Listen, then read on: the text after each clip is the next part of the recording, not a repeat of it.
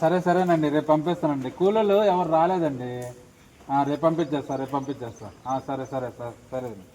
Okay అన్నా మేసరన్నా, డబ్బులు కావాలన్నా. ఇంట్లో పరిస్థితి బాగలేదు, కొంచెం చాలా అర్జెంట్ అన్న డబ్బులు. వారంలో 2 రోజులకి 3 రోజులకి ఒకసారి పనికి వస్తావు, సరిగ్గా పనికి రావు, ఫోన్ చేయవు. అసలు ఏంటే నీ ఉద్దేశం ఏంటో నాకేం అర్థం కావట్లేదు. ఇప్పుడు వచ్చి నన్ను డబ్బులు అడుగుతున్నా, ఓనర్లేమో ఎరగదీస్తున్నారు నన్ను అక్కడ. ఇలాగైతే ఎలా పడాలి మీతో నేను?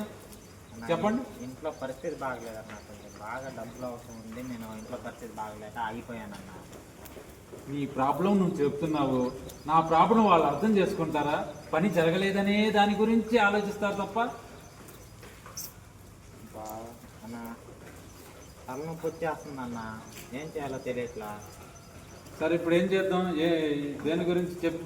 డబ్బులు అన్న, కొంచెం ఇంట్లో పరిస్థితి బాగా. దీనికైతే ఏం తక్కువ లేదు తేజ. వారంలో పనికి 2 రోజులు 3 రోజులు ఒకసారి వచ్చేది. డబ్బులు అడగడానికైతే మట్టికి వస్తావు, పనికి వస్తావో రావని కూడా చెప్పవు. ఇప్పుడు నా దగ్గర చిల్లి రూపాయి వెళ్ళలేదు.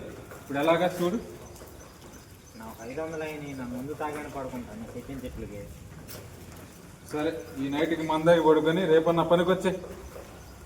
ముందు అంటే డబ్బులు ఇస్తావులే కానీ అవసరం అంటే డబ్బులు ఇవ్వు.